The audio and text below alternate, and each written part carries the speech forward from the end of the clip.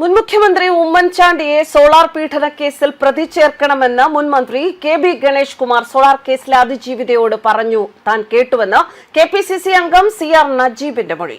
Kottarakkara first class judicial magistrate R. Arjun രാജിന് മുൻപാകെയാണ് അദ്ദേഹം മൊഴി നൽകിയത്. ഗണേഷ് കുമാർ ആവശ്യപ്പെട്ട പ്രകാരം 2015 മേയിൽ മുൻ പേഴ്സണൽ സ്റ്റാഫ് അംഗം എസ്.സി. സഞ്ജയ് ഖാനുമായി പത്തനാപുരം പാർട്ടി ഓഫീസിൽ എത്തി എന്നും നജീബ് പറയുന്നു. മൊഴിയിൽ നിന്ന് യു.ഡി.എഫിന്റെ തെരഞ്ഞെടുപ്പ് പ്രചാരണ ചുമതലയുള്ള തനിക്ക് ഗണേഷ് കുമാറുമായി അടുപ്പമുണ്ടായിരുന്നു. കുടുംബ പ്രശ്നങ്ങളെ തുടർന്ന് മന്ത്രിസഭയിൽ നിന്നും പുറത്തായ ഗണേഷിനെ തിരികെ മന്ത്രിയാക്കാത്തതിലെ വിരോധം ഉമ്മൻചാണ്ടിയോട് നിലനിൽക്കുന്ന സമയത്തായിരുന്നു കൂടിക്കാഴ്ച. ഗണേഷിന് മുറിയിലെത്തിയപ്പോൾ സോളാർ കേസിലെ അതിജീവിത അവിടെ ഉണ്ടായിരുന്നു. തന്നെ മന്ത്രിസഭയിൽ ഉൾപ്പെടുത്താൻ ഉമ്മൻചാണ്ടിയോട് സമ്മർദ്ദം ചെലുത്തണമെന്ന് ഗണേഷ് കുമാർ പറഞ്ഞു.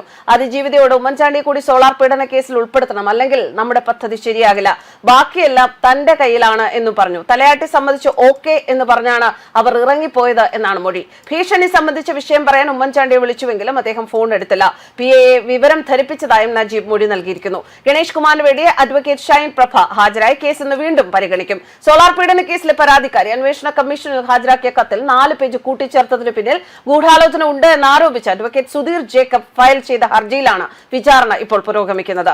കേസിലെ 1-ാം പ്രതി അതിജീവിതയും 2-ാം പ്രതി ഗണേഷ് കുമാറുമാണ്. പരാതിയിൽ 2 പേരുകൾ മാത്രമെന്ന് അന്നത്തെ SI സോളാർ കേസിലെ പരാതിക്കാരി എറണാകുളം ടൗൺ നോർത്ത് പോലീസ് സ്റ്റേഷനിൽ ഭീഷണി സംബന്ധിച്ച് നൽകിയ പരാതിയിൽ ഭർത്താവും അതുപോലെ തന്നെ ഒരു ചലച്ചിത്ര നടിയുടെ പേരുകൾ മാത്രമാണ് ഉണ്ടായിരുന്നത് എന്ന് അന്നത്തെ ടൗൺ നോർത്ത് SIയും മറ്റൊരു സാക്ഷിയുമായ മുഹമ്മദ് നിസാർ മൊഴി നൽകി. വിജു രാധാകൃഷ്ണനും ഷാലു മേനോനും ഭീഷണിപ്പെടുത്തി എന്നാണ് 2013 ജൂലൈ 29 രജിസ്റ്റർ ചെയ്ത പരാതിയിൽ പറയുന്നത്. നിലവിൽ തൃശൂർ ക്രൈംബ്രാഞ്ച് SP ആണ് നിസാർ. രാഷ്ട്രീയ കേരളത്തെ അതിലേറെ കോൺഗ്രസിനെ പിടിച്ചുലച്ച സോളാർ പീഡന കേസ് മുൻ മുഖ്യമന്ത്രി ഉമ്മൻചാണ്ടിക്ക് CBI ക്ലീൻ ചിറ്റ് നൽകിയതോടെ അപ്രസക്തമായിരുന്നു. യു.ഡി.എഫിന്റെ തുടർഭരണം ഇല്ലാതാക്കുന്നതിൽ സുപ്രധാന പങ്ക് വഹിച്ച സോളാർ വിവാദത്തെ കഴിഞ്ഞ 2 നിയമസഭാ തെരഞ്ഞെടുപ്പിലും CPM വളരെ കൃത്യമായി ഉപയോഗിച്ചു.